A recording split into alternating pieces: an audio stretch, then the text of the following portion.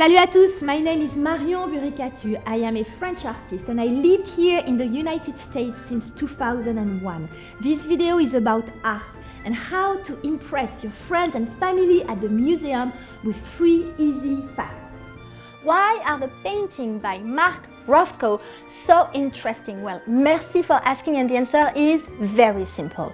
Because his paintings are so colorful and beautiful that I just want to tell you the story about this painting. So here is a painting by Mark Rothko. It is entitled, and it was painted in 1955. It's an oil on canvas.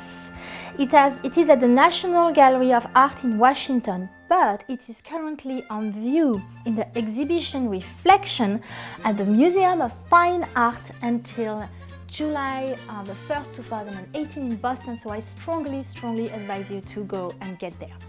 Okay, fact number 1 about Mark Rothko. He was a color-filled painter. So what does color-filled painter mean? Well, it means that the paintings look like a field. It looked like a field of color. As you can see in this painting, number 10, painted in 1950, it is also at the Museum of Modern Art and it's an oil on canvas. The paintings of Mark Rothko are all about the color. The color becomes the subject of the painting.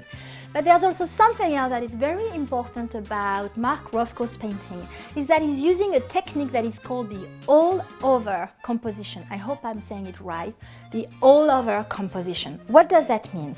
It means that there is no focal point, no gravity, and no weight, as shown in this picture.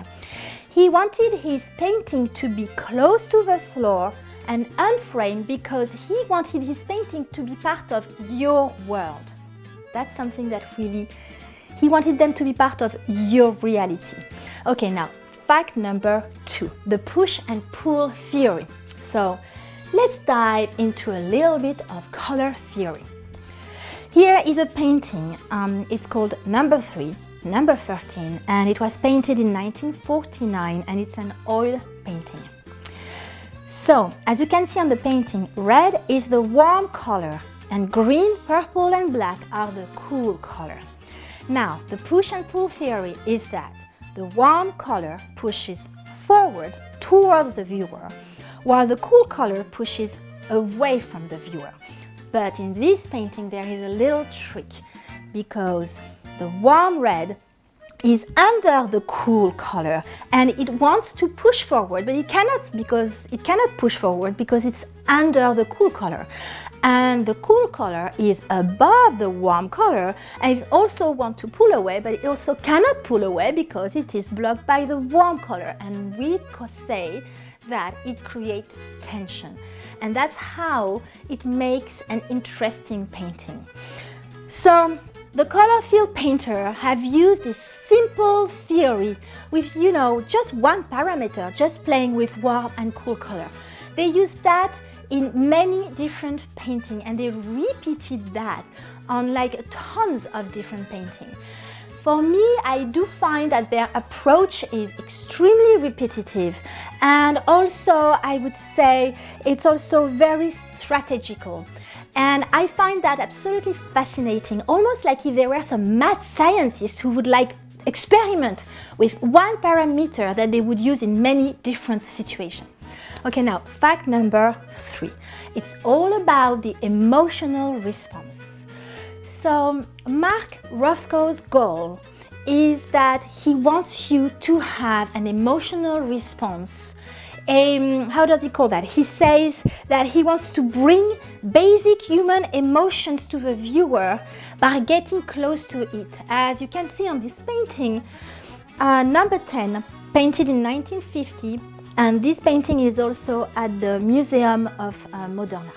So, what you have to do when you go to the Museum of Fine Art in Boston to see this wonderful exhibition, what he wants you to do is that when you will see the painting, what we'll do, we just walk and then we leave. No, what he wants you to do is to stand in front of the painting, get closer to the painting, and then stay there. Stay there not for 30 seconds.